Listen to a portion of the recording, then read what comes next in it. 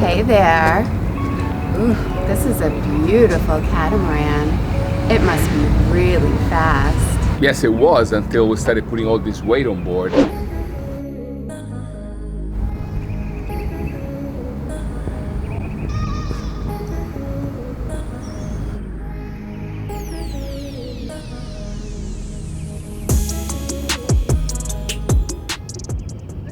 Weight, or displacement, is a primary factor in the performance of a catamaran.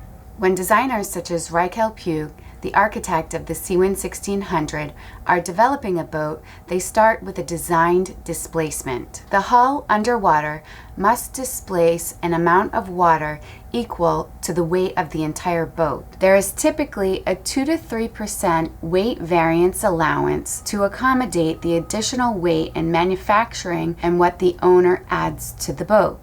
However, once the weight surpasses 3% of the design displacement, the wetted surface area increases, adding more friction in the water and more wave resistance, impacting performance. We talked with Scott Sloan, who ordered a Seawind 1600 and was able to save about 2,000 pounds from the standard boat weight by carefully considering everything added on board, from flooring to a generator to sails and anchor chain. Check out our conversation with Scott. I'm Kristen, this is Fabio, and this is our dog Yoda.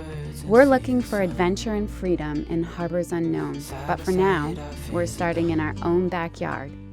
We sold our dream home of 16 years that we remodeled with love and attention to every detail, and moved on to our catamaran Wanderlust. We're a couple of dreamers with a longing to explore the world's natural wonders, food, and cultures.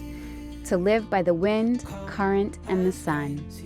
Click the subscribe button to come along for the ride.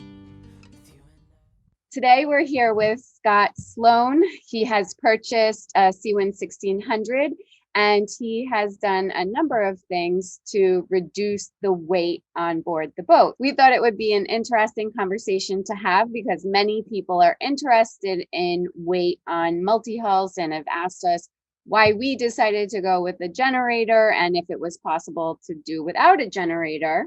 And in fact, it is. And so we're here today with Scott to discuss the options that he has taken to reduce weight on board. Hey, good afternoon, guys. I know that when we met, you said that you were really doing everything you could to make the boat as light as possible. So that wasn't really a consideration when we ordered the boat necessarily. I mean, we do want it to be light and to perform well, but it wasn't like, it never really occurred to me that the flexi teak would be heavier than something else, nothing. Right? Then obviously, right. Then just nothing. a plain deck. Than just a plain deck. And it surprised me how much weight that you saved by not having flexi teak. And then just wanted to talk to some other things that you did to really kind of save weight on the boat. So yeah, Kristen, we did have kind of two philosophies when we bought the 1600, or I did. First, I guess it was why buy a 1600? And Right. If you're going to buy a 1600, you really are choosing to be on the sporty end of like cruising catamarans, right? What's the perfect boat? For me, the perfect boat changes all the time. If I was probably with Fabio and a few people on a warm, sunny day, just an afternoon sail, perfect would be a very stripped down boat. But That would not be the boat I'd probably want to spend a month with on my wife, way down in the Bahamas or something like that. But for me, the kind of performance cruising catamaran was the right kind of place that I felt comfortable that would be perfect more often than not. Yeah. And then once I kind of chose that, you can imagine the boats I was looking at, there's the odd South African and a few French and obviously the boat from down under. And when I got on the 1600, it seemed to be like the Goldilocks boat for me, right? It was, it had the right style, it had kind of the right performance elements, et cetera. And then, then it was time, how do you customize it? And to me, really, we were doing two things. We were trying to take advantage of the new technology to be sort of very independent and environmentally sensitive where you can. And then, I wanted to stay kind of true to the philosophy of having a performance cruising boat, and we worked pretty hard on weight. I don't think we did everything, and we can get to some things that we didn't do that would have just bit too hard probably on style or on comfort. We did work pretty hard with Shane at Seawind and Steve here in Florida to go through what the options were and really think about things from an absolute weight perspective. We also kind of thought about things from like a weight per dollar, because there's some weight savings like a carbon mast, which are really good, but are hugely expensive. And of course, like most people, I'm constrained by total budget as well, right? So, Sure. but we'd go for the carbon mast, but yeah, carbon mast would have been nice, but that one definitely broke the budget constraint one. Right. Even though it's a great place to save weight up high, like that, but we didn't go through that. But we did really try to stay consistent with our idea of keeping the performance element. And I think, I'm not going to be a naval architect here, but I think it's pretty well understood that as you add weight, obviously you're going to add wetted surface, so you're going to slow down sort of top speed. You're going to harm light wind performance. Well, all the 1600s perform really well compared to probably the vast majority of catamarans out there. I was trying to stay true to the concept of a performance catamaran, and where I could reasonably save weight, we tried to do it. That's awesome. That's great. So on an item by item basis, what would you like to kind of talk about? Some of the things that you've done? Kristen already started with the first one, and I think I'm one of only very few 1600 owners to have chosen to do it, was not do the synthetic teak decks, because they look so good, right? I mean, it is one of the things that makes the 1600 pop at the boat show or when you walk down a marina. And so it wasn't an easy decision to let that one go. But the way I thought about that trade-off is, I can't remember the exact weight, but it was the better part of 1,000 pounds. It's a big number. Yeah. But if you think about it, it's a lot of square footage and a lot of glue. Yeah, exactly. And we saved, the better part of $25,000. Yeah. If I remember right. I put that money into the GPL light skin sails, playing to the performance. So I kind of traded the teak decks for the high performance sails, and the high performance sails are also probably 50 to 100 pounds lighter as well. Okay. So, it was probably the better part of 1,000-pound decision, kind of getting rid of the synthetic teak decks and putting the money into the performance sails. And that was by far the single biggest decision that we could make. Sure. Probably the next one we made was we've gone with no generator. That's probably a 300-pound decision. Yeah. When you get all in on fittings, I mean, the generator itself is a little lighter than 300, but I think when you talk to the guys and you talk about casings and fittings and everything, just felt roughly 300-pound decision. We went with the lithium batteries off the AGMs. So, those two decisions are probably worth 500 pounds, slightly offset by maybe 150 pounds that I probably put more lithium on board than I would have if I'd had a generator. How much lithium do you have? We're running it, I think, 1080 amp hours. Okay. So we have 720. 720, yeah. Yeah. So about almost 50% more than you have on total, on total batteries. But that, was getting close to a 400-pound set of decisions, maybe. We went for the carbon bimini. That's like a 120-pound decision, and that's also weighed up reasonably high. So probably a pretty effective choice. Yeah. Probably unusual for a U.S. boat, but we, my wife's British, I'm American, and we plan to move the boat around. We went with 220 AC and 24 volt DC. Oh, okay. That's almost 100 pounds of copper off the boat. Huh. Interesting. Yeah, something that cable is again, I wouldn't think cable. Of. Yeah, sure. Yeah, I mean, it depends how much 120 you're actually running on the boat. And as a result of doing all those things, and having no generator, this boat's really designed around the battery bank, right? You're going to put through solar. Also, technology's moved on alternators. We're going to have two 200 amp alternators on the motors. Right. That you can charge that big battery bank up, and then everything comes off the battery bank. Sure. Like you don't run separate like if you plug in or turn your generator on, there's not a separate AC wiring Right. system. That was a pretty chunky weight savings. We struggled with outboards. I don't remember what you did for your dinghy and outboard, but boy, that Highfield 380 with a 30 horsepower engine's, pretty sexy, a nice looking dinghy. But we actually walked away from that and we did the 360, the next one down, and we didn't do the center console, and we did the 25 horsepower engine. That's what we did. That's what we did. So, that trade-off between those two, like the optimal cool dinghy versus, pretty nice dinghy, that's almost 200 pounds. Yeah. The outboard difference between 30 and 25 is almost 85 pounds because you go to a different block when you make that jump. Anchor chain. And a lot of this is just evolving, right? We didn't use 10 millimeter chain. We went to high strength 8 millimeter chain, Aqua 7. Mm. And depending how much you have chain on board, if you have, 70 meters, it's maybe 140 pounds of savings. If you have 90 meters of chain on board, and we did that both for our spare anchor and our main anchor, you maybe save 180 pounds on that chain decision. Yeah. That's great. We had the standard. Yeah. Well, we have 70 meters, 70 feet, sorry. Yeah, the standard was 70 meters. And I think with the Aqua 7, we were able to go up to 90 meters and still weigh less. Nice. Yeah, the anchor. Yeah, and that's something in the future we can definitely. Anchor chain have a limited lifespan, so that maybe something will change. Yeah, we'll take it for sure. Unfortunately, we'll all get the opportunity sooner than we want to buy new anchor chain, right? Right. That's just how it works. It costs a little bit more money, but if you go to the very high strength, this Italian chain, it's actually stronger than the 10 millimeter and it weighs a lot less. But of course, you do write a bigger check for it.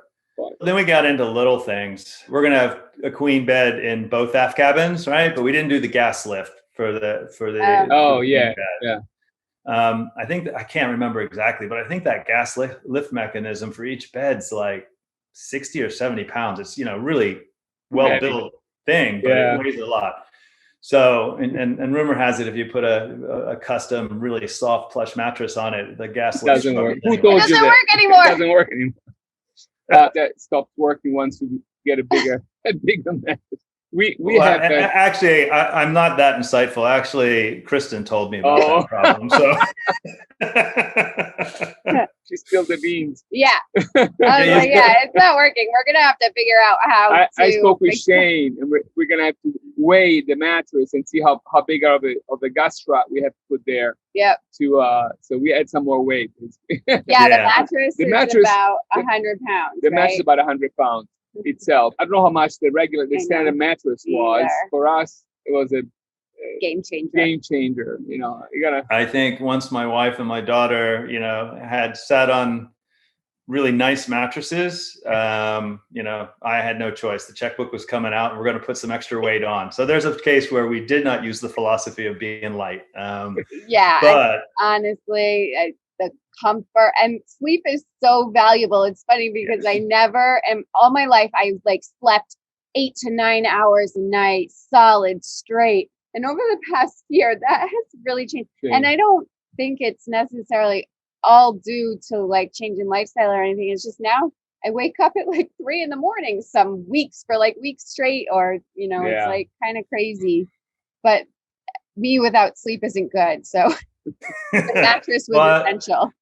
True with myself and the rest of my family. Another one that you guys did that we're going to try to do without. I mean, many of these things we can change if we change our minds, right?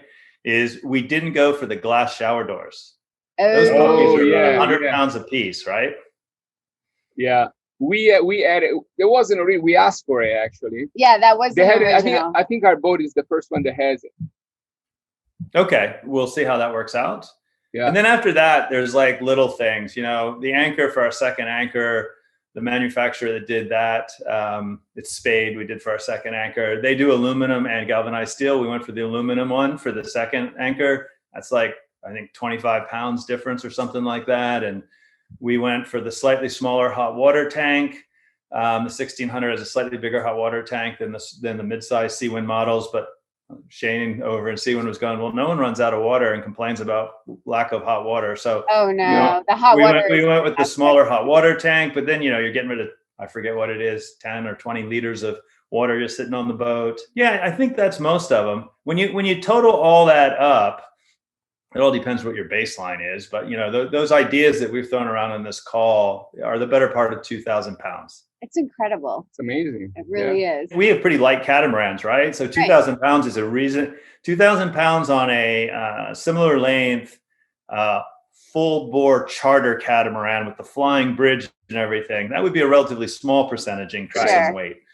But for our boats, right, 2,000 pounds is a notable percentage on the weight of the boat. And then there were a bunch of other things we thought about, but when you hear the things we thought about but didn't do, they were almost always about comfort and style, right? Okay. Where you're only going to push performance so far because you're actually trying to build a boat you really want to live on and spend time on. We actually played around with the concept of getting rid of the Corian countertops and putting on a type of countertop that Seawind does on their mid-sized boats, which is lighter. In the end, we didn't do that. The other countertops, well, again, that would have been a big weight savings. That was a big number. Yeah. Because Corian's pretty heavy stuff, but it's pretty bomb-proof, and it has a certain look and style to it. And the alternative wouldn't have been as tough, and it would have changed the style of the boat too much. So we walked away from that. We did do the washer and dryer, and we did do the washer and dryer that you see on the option list. We actually did research even smaller washer and dryer units. Yeah. But in the end said, no, it's not worth it. We don't want something that's so small you can only wash like 2 items at a time. So we did do washer and dryer, and I think the same option that you guys have, right? Yeah. We put AC on the boat, which of course you could choose not to do. We've talked about going heavier mattresses. We did the cockpit fridge. And of course, we're going to put toys on the boat as well. We didn't do absolutely everything you could do to save weight, but we did try to be pretty thoughtful. And, if you're talking to Shane, maybe he can give you the answer. I don't know what the average weight out of the factory is for a 1600 versus mine, but I'm going to guess it's over 1,000 pounds lighter. Yeah. Maybe 1,500 pounds lighter than the average one out.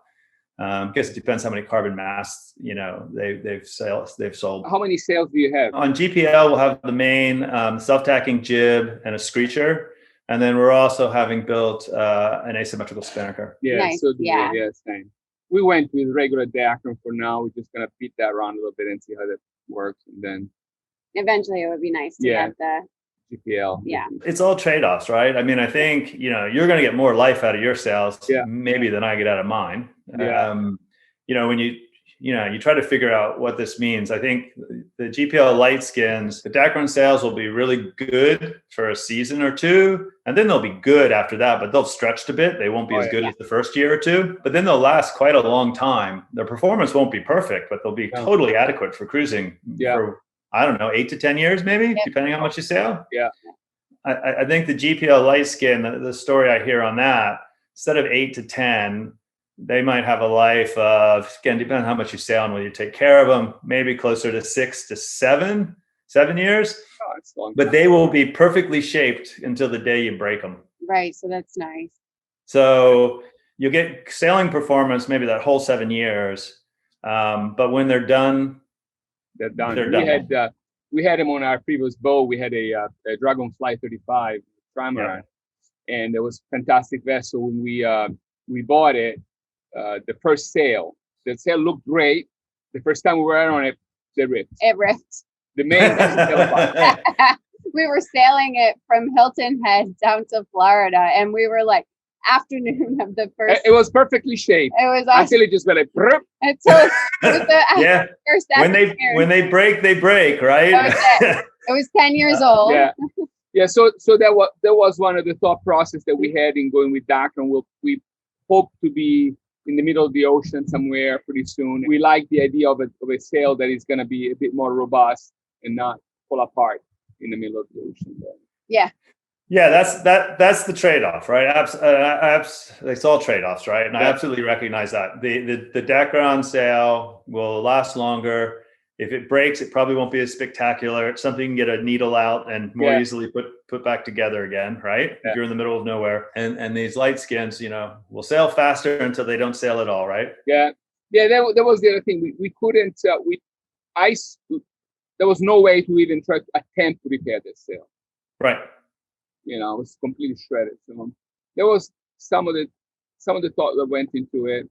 But yeah, I recognize our boat is not gonna be the fastest 1600, but this boat is fast. It is. Yeah. So it is a fun boat for a cruising vessel that I think we'll have a good time. We'll have a good time. So by all means, I think, as I tried to say, all 1600s by average catamaran standards are quick boats, right?